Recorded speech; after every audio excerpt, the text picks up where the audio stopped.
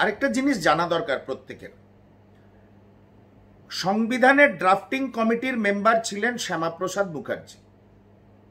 Constituent assembly যারা সংবিধানকে pass করেন সেখানেও শ্যামাপ্রসাদ মুখার্জি সদস্য ছিলেন এবং ওনারও সম্মতি ছিল আর্টিকেল 370 এবং 35A এই দুটো ধারা সমেত সংবিধান পাসের ব্যাপারে।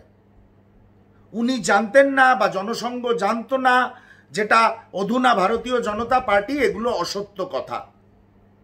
আরে জম্মু আর কাশ্মীরের অন্তর্ভুক্তির একটা প্রধান কন্ডিশন ছিল আর্টিকেল 370।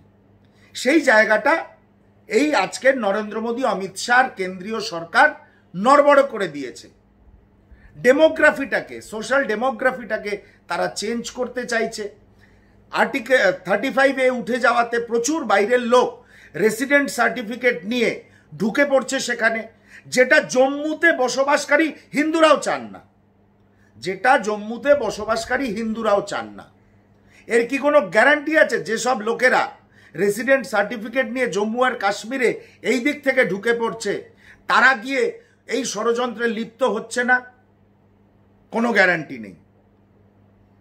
আর যদি লিপ্ত হয়ও সেটা কেন্দ্রের গোয়েন্দা সংস্থা জানতে পারছে না, কেন্দ্রীয় স্বরাষ্ট্র মন্ত্রকের ইন্টেলিজেন্স ফেলিওর। একটাই কথা হচ্ছে, নোটবন্দি বলুন, অ্যাব্রোগেশন অফ আর্টিকেল 370 বলুন, রাজ্যটাকে ভাগ করা বলুন, আর রাজ্যকে রাজ্যের থেকে ইউনিয়ন টেরিটরি করা বলুন, সব কিছুর অবদান আছে এই উগ্রপন্থায়, অস্বীকার করার কোনো জায়গা নেই। বহির্শক্তি যেরকম রয়েছে, ভারতবর্ষের অভ্যন্তরীণ মিসম্যানেজমেন্ট, ভুল সিদ্ধান্ত, সাম্প্রদায়িক সিদ্ধান্ত, সেগুলো একটা বড় কারণ যে আজকে আমরা নতুন করে জীবন হারাচ্ছি। গতকাল 26 জন আমাদের সহ নাগরিককে হারিয়েছি। এই সব কিছুর জন্যে এই ভারতীয় জনতা পার্টি, অমিত শাহ এবং নরেন্দ্র মোদী দায়ী।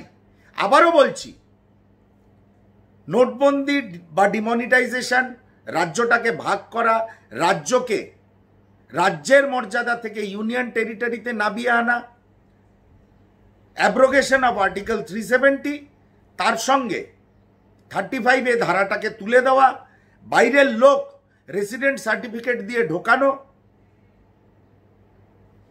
এগুলো একটা বড় কারণ যে জম্মু আর কাশ্মীরের উগ্রপন্থা বা বেআইনি অ্যাক্টিভিটি আমরা যাকে বলি, এগুলো কেন্দ্রীয় সরকারকে বুঝতে হবে। শুধু পণ্ডিত নেহেরুতে ফিরে গেলে চলবে না। আজকে এতগুলো মানুষের জীবন গেছে, তার জন্য এই নরেন্দ্র মোদী আর অমিত শাহ দায়ী। তাদের সাংবিধানিক, তাদের প্রশাসনিক সিদ্ধান্তের জন্য আজ আমরা আমাদের সহনাগরিকদের হারিয়েছি।